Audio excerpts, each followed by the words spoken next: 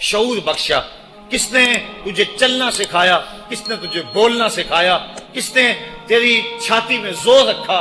آج تو کڑیل جوان ہے، آج دولت کے انبار تیرے پاس ہیں، آج تو چودھری ہے، آج تو خان صاحب ہے، آج تو بہت بڑا عالم ہے، آج تو مفتی ہے، آج تو پیر ہے، آج تو منسٹر ہے، آج تو ناظم ہے، آج دنیا تیری باج گزار ہے، آج تیرے دماغ میں وہ قوت رکھ دی گئی کہ دنیا کو تو انگلیوں پہ نچا رہا ہے۔ ذرا پلٹ کے دیکھنا پیچھے، ذرا پیچھے لوٹ کے تو دیکھ، تو چار پائی کے سہارے بھی چلنا نہیں جانتا تھا، پھر تجھے چار پائی سے چلنا سکھایا، پھر تو نے چلنا، اور چلتا تھا 2 قدم تو گر پڑتا تھا۔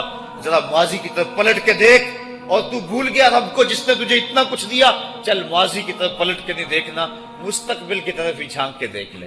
ایک وقت پھر دوبارہ تیرے اوپر ایسا آئے گا، پھر تیری بولتی بند ہو جائے گی، پھر تیرا چلنا بند ہو جائے گا۔ چار پائی سے لگ گیا، مورے میں تکلیف ہو گئی، تو فالج زدہ ہو گیا۔ سارے گھر والے 4 دن تو بڑی خدمت میں لگے رہے، لیکن انہیں اپنے کام بھی تو کرنے تھے، پھر آہستہ آہستہ تجھے اگنور کرنا شروع کر دیا۔ تو بھی اس بات کو سمجھنے لگا۔ پھر وہ وقت بھی آیا کہ تیری چار پائی کو اندر سے اٹھا کے برآمدے میں رکھ دیا کہ بابا کھانستا ہے، بچے جس طرف ہوتے ہیں جراثیم پھیلتے ہیں، اب نوکر تجھے روٹی دینے لگا۔ شام کو بیٹا آتا ہے، 2 لمحے کھڑا ہوتا ہے، پھر اپنے بیڈ روم میں چلا جاتا ہے، تو اس کی صورت کو ترستا رہتا ہے۔ آج تیری زندگی اجیرن بن گئی، پھر تیرے اوپر ایسے حملے بیماریوں کے ہوئے، ایسی تکلیفیں ہوئیں، بول و براز بھی اوپر، لوگ ناک پہ کپڑا رکھ کے تجھے اٹھاتے ہیں۔ اس وقت تو اپنی زندگی سے تنگ آ گیا، تو کہتا ہے ڈاکٹر کو لگا زہر کا ٹیکہ، مجھے موت آ جائے۔ بتا ہم تجھے موت بھی نہ دیتے تو کیا کرتا؟ ہم نے تجھے زندگی دی تھی، یہ ہمارا احسان، اور اب تمہیں موت اگر دیں گے تو یہ بھی ہمارا احسان ہے۔ اگر تو تڑپتا تھا، تیری زندگی جو ہے وہ اجیرن بن چکی تھی، سارے تجھ سے تنگ آ گئے تھے، تیرے بیٹے بھی کہتے دعا کرو اللہ بابے کو پردہ دے دے، سارے تیرے پردہ مانگ رہے تھے، اب بتا کہ ہم تجھے پردہ بھی نہ دیتے تو کیا کرتا؟ ثم اماتہ فاقبرہ، شکر کر ہم نے تجھے موت عطا کر دی، فاقبرہ، اور پھر اس کے بعد تجھے قبر دی۔ کتا بھی تو مرا تھا، گھسیٹ کے روڑی پہ ڈال دیا، بکری بھی تو مری تھی، گھسیٹ کے روڑی پہ ڈال دیا، تجھے بھی روڑی پہ ڈال دیا جاتا تو کیا تھا؟ لیکن کہا نا یہ میرا شاہکار ہے، پہلے سے غسل دو، بیری کے پتے بھی ڈال لینا، صفائی خوب ہو جائے، اس کو چٹے لباس کا کفن دو، اس کے سند سند پہ خوشبو ملو، اس کو سلگھاؤ، خوشبوئیں سلگھاؤ، اس کو خوبصورت چارپائی پہ ڈالو، اس کے اعضائے سجدہ پہ مشک ملو، اور اس کی جو ہے وہ چارپائی کے دائیں بائیں پھول رکھو، اور اب سارا زمانہ تیرا منہ دیکھنے آ رہا ہے، ذرا سوچ تیرا منہ دکھانے کے قابل ہے؟ اور پھر کہا اب اس کو اٹھاؤ قبرستان میں لے چلو، زمانہ آ گیا، تو آج دولہا بنا ہوا ہے اور زمانہ تیری برات بنی ہوئی ہے، اور کہا کہ ایک آدمی نہ اٹھائیں، اس کا پروٹوکول ہے، اس کو 4 آدمی اٹھائیں، کندھا بھی بدلتے رہیں، کہا زیادہ تیز بھی نہ چلنا، میرے شاہکار کو کہیں جھٹکا نہ لگے، اور پھر تیرا پروٹوکول امام کعبہ بھی ہو تو وہ پیچھے ہے، تیری لاش آگے۔ تو نے ہمارے ساتھ کیا کیا، ہم نے تیرے ساتھ کیا سلوک کیا؟ یا ایھا الانسان ما غرک بربک الکریم، ہم نے کہا اس کے لیے چھوٹا سا گھر بنا دو، اور اس کے اندر پردے میں اس کو رکھ کے اوپر سے مٹی ڈال دو، اوپر پھول ڈال لو، اور پھر اتنی دیر تک کھڑے رہو جتنی دیر تک اونٹ کو ذبح کرتے ہیں، اس کی کھال ادھیڑتے ہیں، اس کا گوشت بناتے ہیں، پھر اس کو تقسیم کرتے ہیں، اور پھر آؤ تو دعائیں شروع کر دو، کبھی کل کی محفل سجا دو، کبھی 10ویں کی، کبھی چہلم کی۔ اے انسان، تیرے ساتھ جو کچھ ہوا لوگوں کی نظروں کے سامنے تجھے رسوا تو نہیں کیا میں نے؟ یا ایھا الانسان ما غرک بربک الکریم، ذرا پیچھے پلٹ کے دیکھ لے، نہیں تو آگے جھانک کے دیکھ لے، تجھے کبھی تو شرم آئے گی، تو کہاں بھٹک گیا، کہاں بہہ گیا۔ آ جا اس کریم رب کی طرف جو 70 ماؤں سے زیادہ پیار کرتا ہے۔ آنا تو نے ہے ہی، آج نہیں تو کل آئے گا، تو کل جو پھر کفن میں منہ چھپا چھپا کے آتا پھرے گا، آج کھلے منہ ہی آ جا۔ آج میری رحمتیں تیرا بڑھ بڑھ کے استقبال کر رہی ہیں۔ روبی بن حراش ایک بزرگ ہوئے اور تابعی ہیں۔ تابعی وہ تھا جس نے صحابی کو دیکھا ہو، ساری زندگی ان کے چہرے پہ مسکراہٹ نہیں آئی، وہ کہتے تھے کیا خبر میرا انجام کیا ہوگا۔ شیخ سعدی فرماتے ہیں جب تو دنیا پہ آیا تھا نا تو روتا تھا، یہ سارے ہنستے تھے، بچہ جب پیدا ہوتا ہے تو اور اس کا رونا اس کی زندگی کی دلیل ہے. جب تک بچہ چیختا نہیں سارے پریشان ہوتے ہیں, آواز نہیں آ رہی, پتہ نہیں زندہ ہے کہ جو ہے وہ گوشت کا لوتھڑا ہے. جب بچہ چیختا سارے خوش ہو جاتے ہیں, مبارکیں دیتے ہیں, مٹھائیاں بانٹتے ہیں. تو اس کا رونا اس کی زندگی پہ دلیل. شیخ سعدی فرماتے جب تو آیا تھا تو روتا تھا یہ ہنستے تھے, ایسے زندگی گزار تو ہنستا ہوا جائے یہ روتے رہ جائے. یہ نہ ہو کہ روتا آیا تھا روتا ہی جانا پڑے تجھے. ربی بن حراش ساری زندگی نہیں مسکرائے, فرماتے تھے کیا خبر میرا انجام کیا ہوگا. وقت بیتتا گیا, آخر میں فوت ہو گئے. ان کا بھائی ربی بن حراش غسال کو بلا لایا کہ میرے بھائی کو غسل دو. غسال جب غسل دینے کے لیے داخل ہوا تو فوراً باہر پلٹ آیا. ربی پوچھنے لگا کیا ہوا ہے؟ کہا یار تیرا بھائی بڑا عجیب ہے. کہا ہوا کیا ہے؟ کہا نحنو نغتسلہ وہو یتبسم, ہم اسے غسل دیتے ہیں وہ آگے سے مسکراتا ہے. کہا اس نے قسم کھائی تھی جب تک اپنا اچھا انجام نہیں دیکھوں گا نہیں مسکراؤں گا. اس کو امام ابو نعیم نے حلیہ میں لکھا, روز الانف کے اندر امام سہیلی نے لکھا, قاضی ایاز مالک اندلسی نے شفا میں لکھا, اور اسی کو امام جلال الدین سیوطی علیہ رحمہ نے جو ہے وہ الخصائص الکبریٰ میں لکھا. کہا یا تیرا بھائی بڑا عجیب ہے, ہم اسے غسل دیتے ہیں وہ آگے سے مسکراتا ہے. تو اس نے قسم کھائی تھی جب تک اچھا انجام نہیں دیکھوں گا نہیں مسکراؤں گا. آج اس نے اپنا اچھا انجام دیکھ لیا تبھی تو مسکرا رہا ہے. 12 لوگوں کے 2 گروہ بن گئے. ایک کہنے لگے کہ یار یہ ویسے گڑی ہوئی بات ہے, بھلا کوئی بندہ مرنے کے بعد بھی مسکرا سکتا ہے. ایک گروہ کہتا ہے یار بندہ بڑا اچھا تھا, ہو سکتا ہے کہ مرنے کے بعد مسکرایا ہو, زندگی تو اس نے دکھ سے گزاری لیکن بعد میں تو سکھ ملا ہوگا. اتنے میں انہیں غسل دے دیا گیا اور لوگ اکٹھے ہو کے ان کے گھر آ گئے. انہیں کفن دے کے پٹڑے پہ ڈال دیا گیا. ربی بن حراش نے جب لوگ باتیں کر رہے تھے, کوئی کہہ رہا تھا صحیح ہے کوئی کہتا ہے غلط تھا, تو اس نے کفن سے ہاتھ باہر نکالا اور لوگوں کو کہا السلام علیکم. لوگوں نے کہا وعلیکم السلام, اتتکلم بعد الموت, عجیب بات ہے مرنے کے بعد باتیں کر رہے ہو.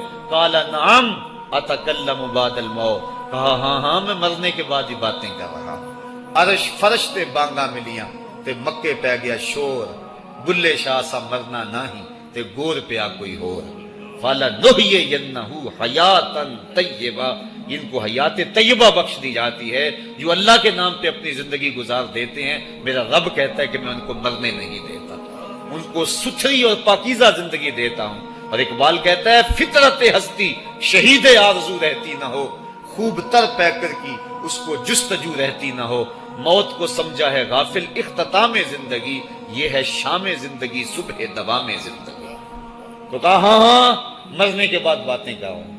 لوگوں نے کہا بتا پھر تیرے رب نے تیرے ساتھ سلوک کیا کیا. تو ربی جو فوت ہو چکا ہے کہتا ہے استقبلنی ربی غیر غضبان واستقبلنی بروح و ریحان. کیا پوچھتے ہو, اس کے قدرت والے چہرے پہ کوئی غصہ نہیں تھا. اس نے روح و ریحان کے پھولوں کے ہار میرے گلے میں ڈالے. لوگوں نے باتیں پوچھنا شروع کر دی. موقع مل گیا ایک مردہ بول پڑا, کوئی ادھر کی پوچھ رہا ہے کوئی ادھر کی پوچھ رہا ہے. امام ابو نعیم لکھتے ہیں کہ جب لوگوں نے سلسلہ کلام طویل کر دیا تو ربی بن حراش نے کہا اجلوا بی ولا تؤخروا بی لان ابا القاسم ينتظر علی الصلاۃ, دیر نہ کرو مجھے جلدی جلدی قبرستان میں لے جاؤ, تم مجھے باتوں میں لگا رہے ہو.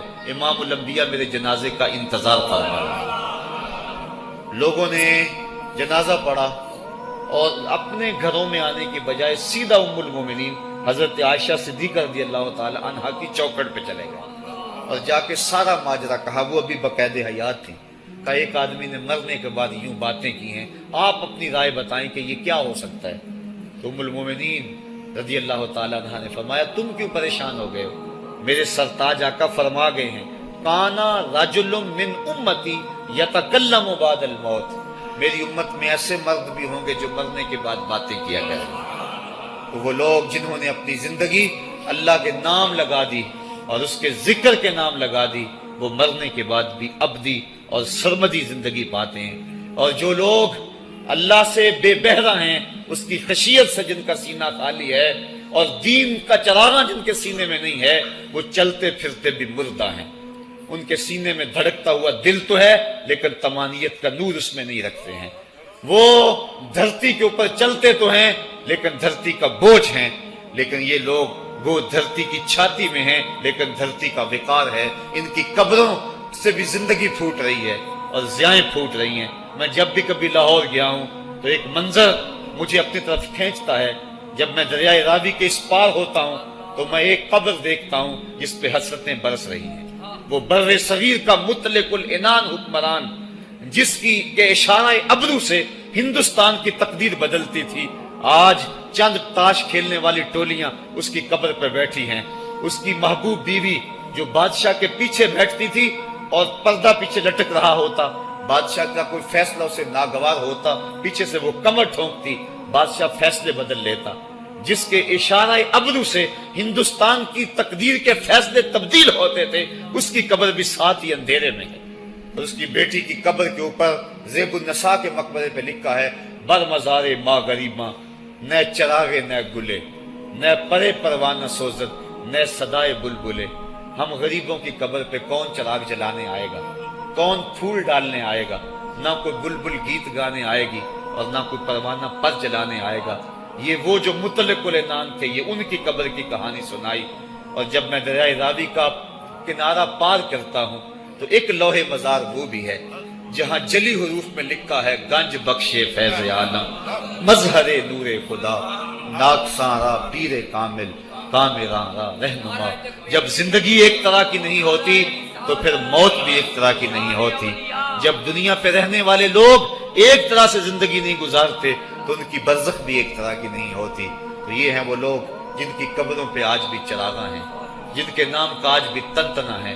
1000 سال گزر گئے، ان کی نسبی اولاد تو کوئی نہیں ہے، انہوں نے شادی بھی نہیں کی تھی، لیکن اس کے باوجود دن کو چلے جاؤ، کڑکتی دوپہر کو چلے جاؤ، برستی بارش میں چلے جاؤ، لمبی رات کی تنہائی میں چلے جاؤ، موسم کی کسی بھی شدت میں چلے جاؤ، حکومتوں کے بدلتے ہوئے ماحول، مارشل لاؤ کی کیفیتیں، جس دور جس حالت میں مرضی جاؤ، آپ کو وہاں میلہ نظر آئے گا، وہاں ہجوم عاشقہ نظر آئے گا. ارے میں گسارو سویرے سویرے، خرابات کے گرد پھیرے بپھیرے، کبھی اس طرف بھی گزر کر تو دیکھو، بڑی رونقیں ہیں فقیروں کے ڈیرے. تو وہ لوگ جنہوں نے اپنی زندگی اپنے مالک کے نام گزاری وہی زندہ ہیں، وہ سرمدی اور ابدی زندگی پائے ہوئے ہیں.